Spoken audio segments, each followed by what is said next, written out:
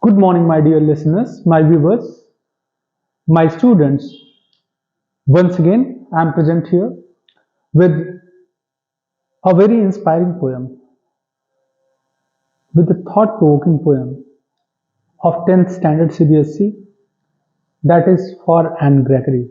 For Anne Gregory is composed by William Butler Yeats. William Butler Yeats is a very renowned British poet who was born in 1865, died in 1939, and he was great friend of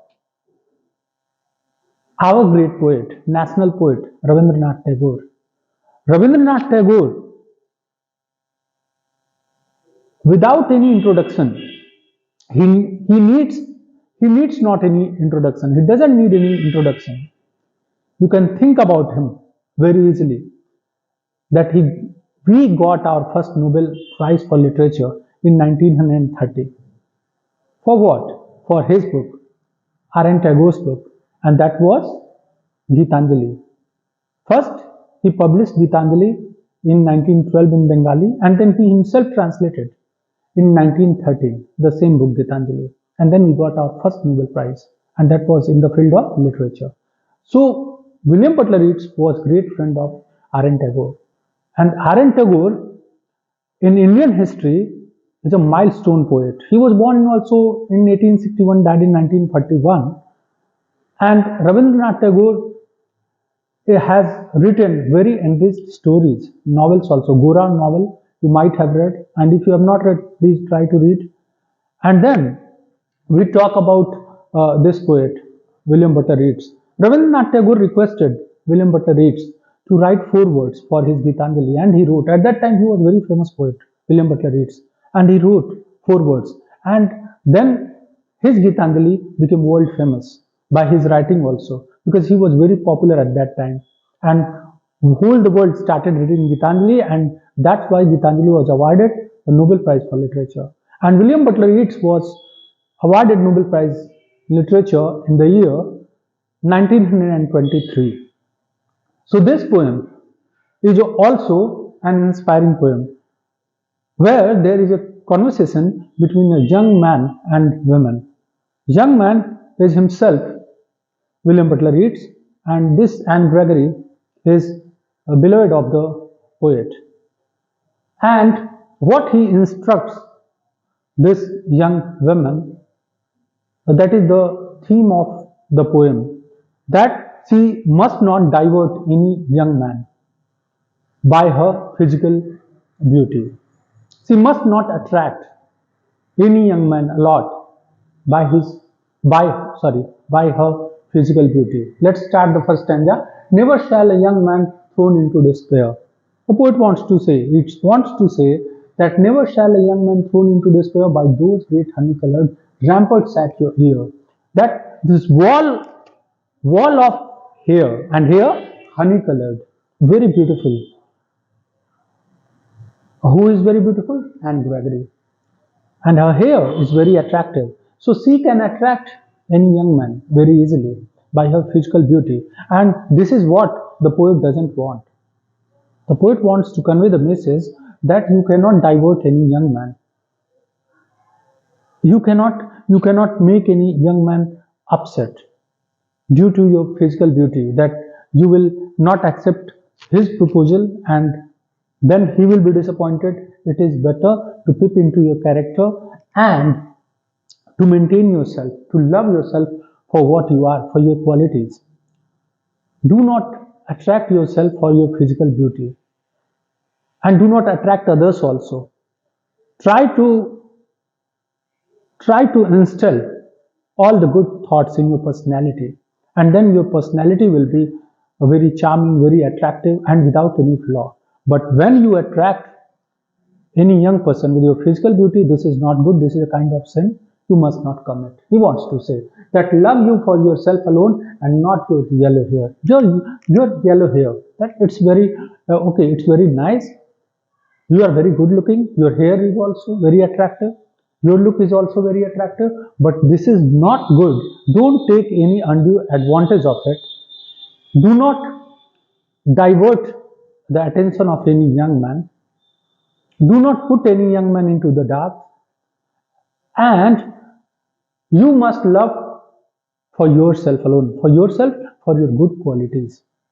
You must not concentrate on the things that are a part of your physical beauty. You must not do that, the poet wants to say.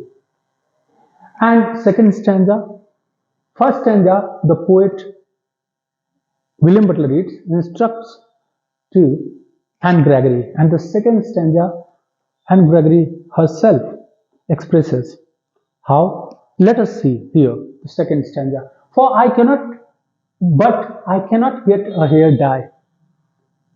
Sorry, but I can get a hair dye. She is very resolute, she is very obstinate.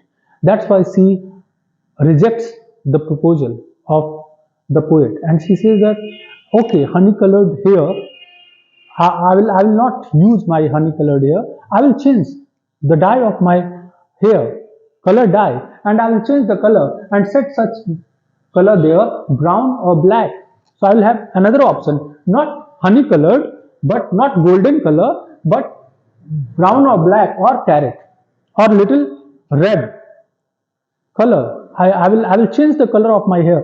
Then also I can attract any young man. That young man in despair may love me for myself alone. If I will change the color of my hair, not honey colored, but brown or black or carrot, then also I can attract, she can attract any young man. What is the problem with this girl, Anne Gregory? She has ego in her mind, that with her physical beauty she can attract anyone, and this is what the poet doesn't want. The poet wants that she must leave this bad habit. She must not have such ego in her mind that she can attract any young man by her physical beauty. But no, she is not going to stop. She is moving forward, and the poet is tired. In the second stanza also, second stanza proves that she is very good, egoistic, and her ego that is clearly reflected in this line, that okay, that she will change the dye, that color dye, and she will have black or brown hair or carrot the like, but after that also she can attract any young man, and that young man in despair may love me for myself alone and not my yellow hair. And then also she is saying that, okay, if I will change the dye of my that color dye of my hair, then also that she can attract any young man, and that person, that young man, and young men, it has been written. You can feel here that young men, it is written. It means so many young men that she is able to attract, and here young man, that the poet is talking about a young man, but she is talking about so many young men. It means she has ego in her mind that she can do anything to attract any young man, and so many young men she can attract.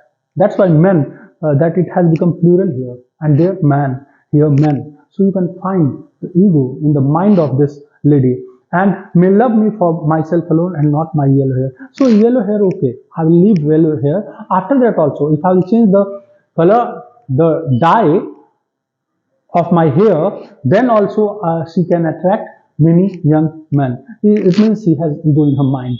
Now the third stanza. The poet is tired. William Butler Yeats is tired. The beloved is not listening, and that's why he wants to instruct. He takes the example of an old religious man, and who is very learned, who is scholar, and once again he makes an appeal that I heard an old religious man, but yesterday night declare, that yesterday night he listened. What he listened from this old religious man, that he had found a text to prove, that he had a book in his hand and he had a text, and what he proved, that only God, my dear, and he instructs very peacefully to this young lady, Anne Gregory, that my dear, could love you for yourself, that only God is there. God is not attracted towards your physical beauty. God is not impressed by your honey colored hair. God is not impressed by your black color hair.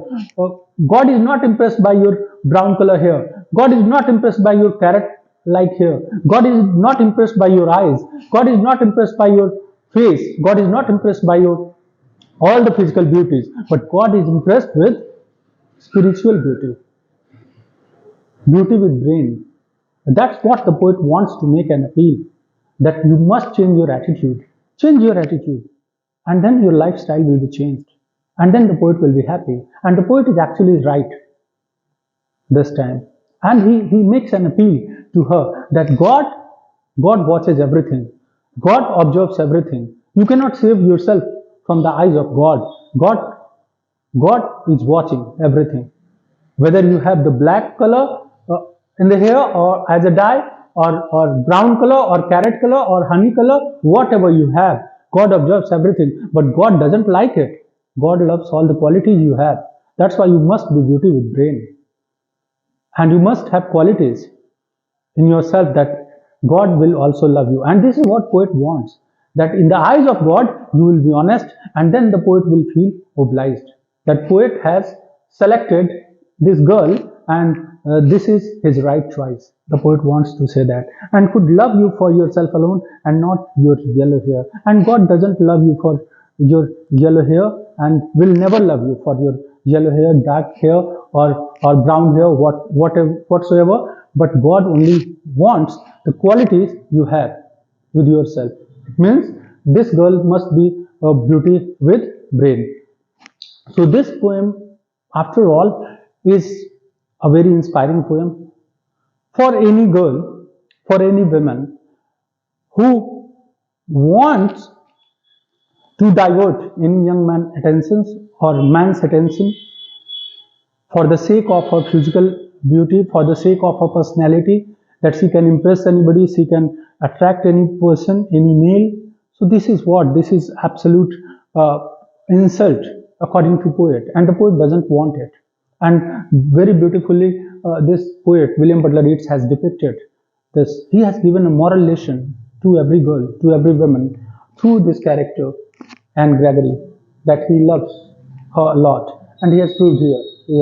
And yes, now we will talk about literary devices, especially figures of speech. This poem is very enriched as far as literary that figures are concerned. Let us see that. First stanza: never shall a young man thrown into despair by those great honey-colored ramparts at your ear love you for yourself. Love you for yourself. You can find here you yourself. Repetition of the sound Y. The repetition of the sound Y. That's why here you find the figure of speech alliteration. Same sound repetition. You can find it out. And not your yellow. Here also. That you can find here also. Y and Y. The same sound has been repeated. So alliteration, figure of speech. Now the second stanza you can find it that I cannot get a hair dye and set such brown, such color there, brown or black, or here two types of figures of speech you can find. This word has been repeated. That's why repetition, figure of speech. You can find third line of the second stanza, and then repetition of the sound B, that here. That's why here alliteration, figure of speech. So alliteration and repetition, both figures of speech have been found here. And that young man into despair, may love me for myself alone. So here myself alone and not my yellow hair. So here in this line only that you find that alliteration, figure of speech, and repetition, figure of speech. Then we just go through the third stanza. Third stanza you can find he gives the example. He just takes the example from an old religious man, and he gives the example of text that he had found a text to prove that only God, my dear, could love you for yourself. Love you for yourself. Here also repetition of the sound Y, and your yellow hair. Here also repetition of the sound Y. So alliteration, figure of speech that have been found here at many places. You can observe this poem. This poem is really very inspiring for man also, for women also, for girls also, for boys also. That the poet has composed this poem very beautifully. My dear listeners, my dear viewers, my dear students, if you like my video, please you try to encourage me by giving likes to my videos.